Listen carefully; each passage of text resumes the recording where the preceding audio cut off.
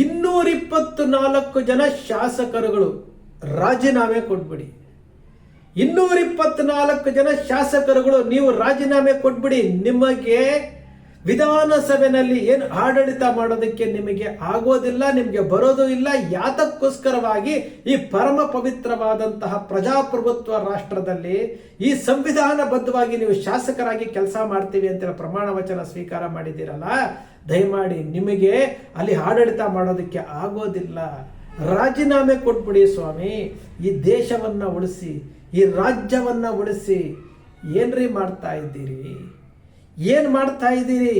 ಕೇಂದ್ರ ಸರ್ಕಾರದ ವೈಫಲ್ಯವನ್ನು ಖಂಡಿಸುವಂತಹ ವಿರೋಧ ಪಕ್ಷಗಳು ಲೋಕಸಭೆ ರಾಜ್ಯಸಭೆಯಲ್ಲಿ ಪ್ರಶ್ನೆ ಮಾಡಿದ್ರೆ ಅದಕ್ಕೆ ಉತ್ತರ ಕೊಡಕ್ಕಾಗದೇ ಇರುವಂತಹ ಏನು ಸದನಕ್ಕೆ ಬರದೇ ಇರುವಂತಹ ಪ್ರಧಾನಮಂತ್ರಿಗಳು, ಗೃಹ ಸಚಿವರುಗಳು ಪ್ರತಿಭಟನೆಗಳಲ್ಲೇ ಕೇಂದ್ರ ಸರ್ಕಾರದ ಲೋಕಸಭೆ ಮತ್ತು ರಾಜ್ಯಸಭೆ ಕೇಂದ್ರ ಸರ್ಕಾರ ಈ ರೀತಿಯಾಗಿ ನುಣುಚ್ಕೊಳ್ಳೋದಕ್ಕೆ ಪ್ಲಾನ್ ಮಾಡಿದ್ರೆ ಸಾವಿರಾರು ಕೋಟಿ ರೂಪಾಯಿ ಹಾಳು ಮಾಡ್ತಾ ಇದ್ದೀರಿ ಅಧಿವೇಶನಗಳ ಹೆಸರಿನಲ್ಲಿ. ನಮ್ಮ ರಾಜ್ಯದಲ್ಲಿ ಅಧಿವೇಶನ ಪ್ರಾರಂಭ ಆಗಿದೆ, ನಿಮಿಷಕ್ಕಿಷ್ಟು ಹಣ ಅಂತಿದೆ. ನೀವು ಮಾಡ್ತಾ ಇರುವಂತಹ ಆಟಗಳು ಏನಿದೆ ರೀ? ಏನೇನು ಆಟ ಆಡ್ತಾ ಇದ್ದೀರಿ? ಏನೇನು ಡ್ರಾಮಾ ಮಾಡ್ತಾ ಇದ್ದೀರಿ? ನಿಮ್ಮಿಂದ ರಾಜ್ಯ ಉಳಿದಿಲ್ಲ ಸ್ವಾಮಿ. ಈ ದೇಶದ ತೆರಿಗೆ ಹಣದಿಂದ ನೀವು ಬದುಕ್ತಾ ಇದ್ದೀರಿ. ನಿಮ್ಮ ಅವಶ್ಯಕತೆ ನಮಗಿಲ್ಲ.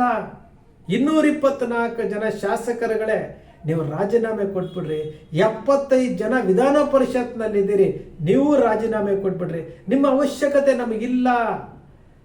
ನಿಮಗೆ ಭತ್ಯೆ ಬರುತ್ತ್ರಿ. ನಿಮಗೆ ಕರೆಕ್ಟಾಗಿ 2 ವರ್ಷಕ್ಕೆ 3 ವರ್ಷಕ್ಕೆ ಒಂದು ಸರಿ ಹೆಚ್ಚಿಗೆ ಭತ್ಯೆ ಮಾಡ್ಕೊಳ್ತೀರ. ಅದೆಲ್ಲ ನಿಮ್ಮ ಹತ್ರ ಟಿಪ್ಸ್ ಇದ್ದ ಹಾಗೆ, ನಿಮ್ಗೆ ಆ ಭತ್ಯೆಗಳು ಟಿಪ್ಸ್ ಇದ್ದ ಹಾಗೆ ನೀವು ಬೇಕಾದಂಗೆ ಮಾಡ್ಕೊಳ್ತಾ ಇದ್ದೀರಿ.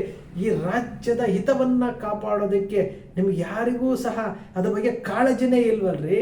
ಭಾರತೀಯ ಜನತಾ ಪಕ್ಷದವರು ಒಂದು ರೀತಿಯಾದಕ್ಕೆ ವಿಧಾನಸಭೆಯನ್ನ ಇಷ್ಟ ಬಂದಂಗೆ ಬಳಸ್ಕೊಳ್ತಾ ಇದ್ದಾರೆ.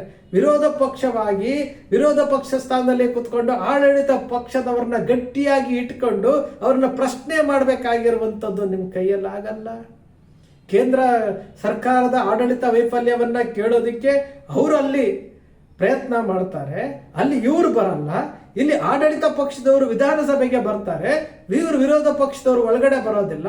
ಡ್ರಾಮಾ ಮಾಡ್ತಾರೆ, ಕಪ್ಪು ಪಟ್ಟಿ ಕಟ್ತಾರಂತೆ, ಟೀ ಶರ್ಟ್ ಹಾಕೊಳ್ತಾರಂತೆ, ಪ್ರತಿಭಟನೆ ಮಾಡ್ತಾರಂತೆ. ನಾಟಕ ಮಾಡ್ತಾ ಇದ್ದೀರೇನ್ರಿ? ನಾಟಕ ಮಾಡ್ತಾ ಇದ್ದೀರಾ ಜನರನ್ನ ಮೂರ್ಖರನ್ನಾಗಿ ಮಾಡೋದಕ್ಕೆ. 5 ದಿನ ಆಯ್ತು. ನಾಳೆ ಶನಿವಾರ ಭಾನುವಾರ ರಜಾ, ಅದಾದ್ಮೇಲೆ ಮತ್ತೆ ಬರ್ತಾರೆ. ನೀನು ಹೊಡೆದಂಗೆ ಮಾಡು, ನಾನು ಅತ್ತಂಗೆ ಮಾಡ್ತೀವಿ. ಡ್ರಾಮಾಗಳನ್ನ ನೋಡ್ತಾ ಇದ್ದೀವಲ್ವಾ, ನಾಟಕಗಳನ್ನ ನೋಡ್ತಾ ಇದ್ದೀವಲ್ಲ. ವಿಧಾನಸಭೆಯಲ್ಲಿ ಡ್ರಾಮಾ ಮಾಡ್ತೀರಿ, ಒಳಗಡೆ ಹಾಯ್ ಬಾಯ್ ಅನ್ಕೊಂಡು ಕೈ ಕುಲ್ಕೊಂಡು ಆರಾಮಾಗಿರ್ತೀರಿ. ಜನರನ್ನ ಮೂರ್ಖರನ್ನಾಗಿ ಮಾಡ್ತಾ ಇದ್ದೀರಲ್ರಿ. ಜನರನ್ನ ಮೂರ್ಖರನ್ನಾಗಿ ಮಾಡ್ತಾ ಇದ್ದೀರಲ್ಲ. ನಿಮ್ಮ ಅವಶ್ಯಕತೆ ನಮಗಿಲ್ಲ ಸ್ವಾಮಿ. ಬಿಟ್ಟು ಬಿಡಿ. ಯಾರಾದರೂ ಈ ರಾಜ್ಯವನ್ನ ಆಳ್ತಾರೆ. ನಿಮಗೆ ಆಳಕ್ಕೂ ಬರೋದಿಲ್ಲ. ಈ ರಾಜ್ಯದ ಸಂಪನ್ಮೂಲಗಳನ್ನು ಉಳಿಸೋದಕ್ಕೆ ಬರೋದಿಲ್ಲ. ಈ ರಾಜ್ಯದ ತೆರಿಗೆ ಹಣವನ್ನ ಜನರಿಗೆ ಕೊಡೋದಕ್ಕೆ ಬರೋದಿಲ್ಲ. ನಾಟಕ ಮಾಡಿಕೊಂಡು ಎಷ್ಟು ದಿನ ಅಂತೇಳಿ ಕಾಲಹರಣ ಮಾಡ್ತೀರಿ? ಎಷ್ಟು ದಿನ ಅಂತ ಕಾಲಹರಣ ಮಾಡ್ತೀರಿ? ನಿಮಗೆ ಆಡಳಿತ ಮಾಡೋದಕ್ಕೆ ಈ ವಿಧಾನಸಭೆ ಬೇಕು, ವಿಧಾನ ಪರಿಷತ್ ಬೇಕು. ಜನರ ಕಷ್ಟಗಳನ್ನು ಕೇಳೋದಕ್ಕೆ ನಿಮಗೆ ಸಮಯ ಇಲ್ಲ.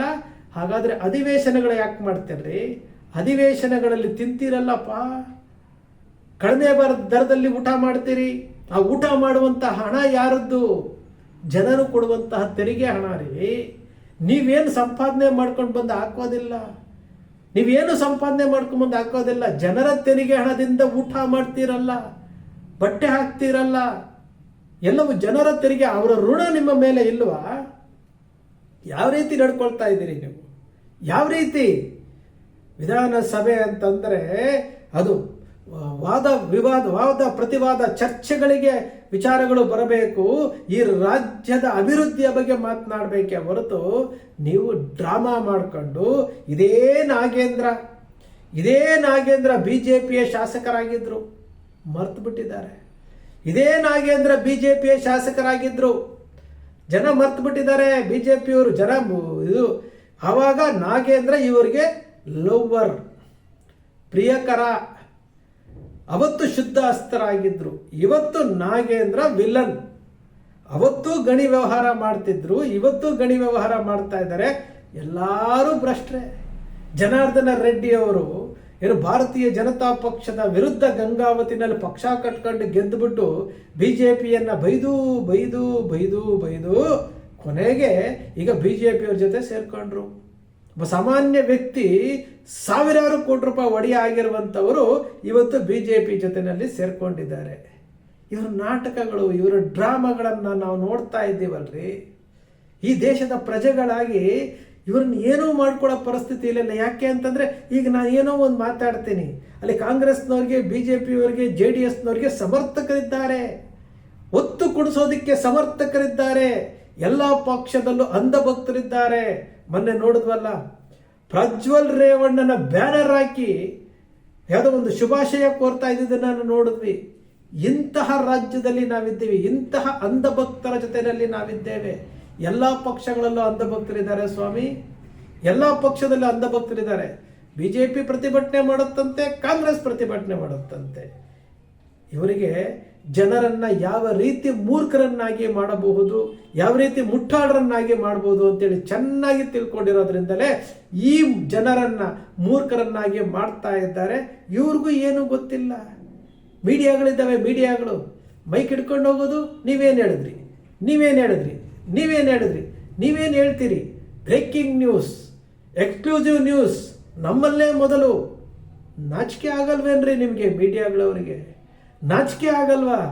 ಬೀದಿಲಿ ನಿಲ್ಸ್ಕೊಂಡು ಚೀಮಾರಿ ಹಾಕ್ಬೇಕಾಗಿದ್ದಂತಹ ಮೀಡಿಯಾಗಳು ಇವತ್ತು ರಾಜಕೀಯ ಪಕ್ಷಗಳು ಎಲ್ಲಿರ್ತಾರ ಅಲ್ಲಿ ಹೋಗಿ ಮೈಕ್ ಹಿಡಿತೀರಲ್ರಿ.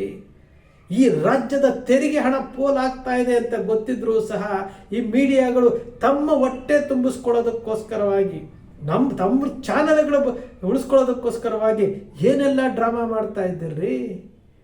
ಆ ರಾಜಕಾರಣಿಗಳಿಗೂ ನಿಮಗೂ ಏನಾದರೂ ವ್ಯತ್ಯಾಸ ಕಾಣ್ತಾ ಇದೆಯಾ? ಅವರ ವಿಚಾರಗಳನ್ನ ನೀವು ನಿಮ್ಮ TV ಚಾನೆಲ್ಗಳಲ್ಲಿ ಜನರಿಗೆ ತೋರಿಸೋದಕ್ಕೆ ನಿಮ್ಮ ಲೋಗೋಗಳ ಮೂಲಕ ತೋರಿಸ್ಕೊಂಡು ಹೋಗ್ತಾ ಇದ್ದೀರಾ ಹೊರತು ಈ ದೇಶದ ಸಂಪನ್ಮೂಲ ಹಾಳಾಗ್ತಾ ಇದೆ, ಈ ದೇಶದ ತೆರಿಗೆ ಹಣ ಹಾಳಾಗ್ತಾ ಇದೆ, ಈ ರಾಜ್ಯದ ಜನರಿಗೆ ಬರ ಬಂದಿದೆ, ಮಳೆ ಇಲ್ಲ, ಜನ ಒದ್ದಾಡ್ತಾ ಇದ್ದಾರೆ, ಅದರ ಬಗ್ಗೆ ಚರ್ಚೆ ಮಾಡ್ರಿ ಅಂತೇಳಿ ಬೀದಿಯಲ್ಲಿ ನಿಂತ್ಕೊಂಡು ಅವ್ರಿಗೆ ಚೀಮಾರಿ ಹಾಕಿ ಹೋಗ್ರಯ್ಯ ವಿಧಾನಸಭೆಗೆ ಅಂತ ಕಳಿಸ್ಬೇಕಾಗಿದ್ದಂಥ ಮೀಡಿಯಾಗಳು ಲೋಗೋ ಹಿಡ್ಕೊಂಡು ಹೋಗಿ ನೀವೇನು ಹೇಳಿಕೆ ಕೊಡ್ತೀರಿ, ನೀವೇನು ಹೇಳಿಕೆ ಕೊಡ್ತೀರಿ ಅಂತ ಹೇಳ್ಕೊಂಡು ಟೈಮ್ ಪಾಸ್ ಮಾಡ್ತಾ ಇದ್ದೀರಲ್ಲ. ನಿಮಗೂ ಅವ್ರಿಗೂ ಏನಾದರೂ ವ್ಯತ್ಯಾಸ ಕಾಣ್ತಾ ಇದೆಯನ್ರಿ? ವ್ಯತ್ಯಾಸ ಕಾಣ್ತಾ ಇದೆಯಾ? ಕಾರ್ಯಕರ್ತರ ಹೆಸರಿನಲ್ಲಿ ಒಂದು ರೀತಿಯಾದಂತಹ ಓಲೈಕೆಗಳು, ಕಾರ್ಯಕರ್ತರುಗಳು ಹೊತ್ತುಕೊಂಡು ಮೆರೆಸ್ತಾರೆ. ಮತ್ತೊಂದು ಕಡೆ ಮೀಡಿಯಾಗಳು ರಾಜಕಾರಣಿಗಳನ್ನು ಓಲೈಸಿಕೊಂಡು ಅವರನ್ನು ಪ್ರಚಾರ ಮಾಡಿ ಮಾಡಿ ಮಾಡಿ ಮಾಡಿ ಜನರನ್ನು ಮೂರ್ಖರನ್ನಾಗಿ ಮಾಡ್ತಾ ಇದ್ದಾರೆ. ಈ ರಾಜಕಾರಣಿಗಳು ಜನರ ತೆರಿಗೆ ಹಣದಿಂದ ಐಷಾರಾಮಿ ಜೀವನ ಮಾಡ್ತಾ ಇದ್ದಾರೆ. ಯಾರಿಗೂ ಬೇಕಾಗಿಲ್ಲ, ರಾಜ್ಯನೂ ಬೇಕಾಗಿಲ್ಲ, ದೇಶನೂ ಬೇಕಾಗಿಲ್ಲ. ಒಂದ್ಸರಿ ನೀನು ಗೆಲ್ತೀಯಾ, ಮತ್ತೊಂದ್ಸರಿ ನಾನು ಗೆಲ್ತೀನಿ. ಅಡ್ಜಸ್ಟ್ಮೆಂಟ್ ರಾಜಕಾರಣ. ಎಲ್ಲರೂ ಇಲ್ಲಿ ಬೊಗಳ್ತಾರೆ, ಅಲ್ಲಿ ಹೋಗ್ತಾರೆ, ಹಾಯ್ ಬಾಯ್ ಅನ್ಕೊಳ್ತಾರೆ. ಇದು ನಮ್ಮ ಕಣ್ಣು ಮುಂದೆ ಜನರನ್ನ ಮೂರ್ಖರನ್ನಾಗಿ ಮಾಡ್ತಾ ಇರುವಂತಹ ರಾಜಕಾರಣಿಗಳು. ಇವೆಲ್ಲವೂ ಗೊತ್ತಿದ್ರೂ ಸಹ ಕೆಲವು ಜನ ಪ್ರಜ್ಞಾವಂತರು ಬಾಯೇ ತೆರೆಯೋದಿಲ್ಲ. ಬಾಯಿ ತೆರೆಯೋರನ್ನ ಕಾಂಗ್ರೆಸ್ನವರು, BJPಯವರು, JDSನವರು ಅಂತ. ಇದು ನಮ್ಮ ದೇಶದ ಇವತ್ತಿನ ಪರಿಸ್ಥಿತಿ. ಸ್ನೇಹಿತರೆ, ನಿಮ್ಮ ಅಕ್ಷರ ಮೀಡಿಯಾ ಸೃಷ್ಟಿ ಮಾಡೋದಿಲ್ಲ, ಕಲ್ಪನೆ ಮಾಡೋದಿಲ್ಲ, ವಾಸ್ತವದ ವಿಚಾರವನ್ನು ವಿಶ್ಲೇಷಣೆ ಮಾಡುತ್ತೆ. ನಿಮ್ಮ ಅಕ್ಷರ ಮೀಡಿಯಾದ ವಿಶ್ಲೇಷಣೆ ನಿಮ್ಗೆ ಇಷ್ಟ ಆಯಿತು ಅಂದರೆ ಸಬ್ಸ್ಕ್ರೈಬ್ ಆಗಲಿಲ್ಲ ಅಂದರೆ ಸಬ್ಸ್ಕ್ರೈಬ್ ಮಾಡ್ಕೊಳ್ಳಿ. ಪಕ್ಕದಲ್ಲಿ ಕಾಣುವಂಥ ಬೆಲ್ ಐಕಾನ್ ಪ್ರೆಸ್ ಮಾಡಿ, ಶೇರ್ ಮಾಡಿ, ಪ್ರೋತ್ಸಾಹ ನೀಡಿ.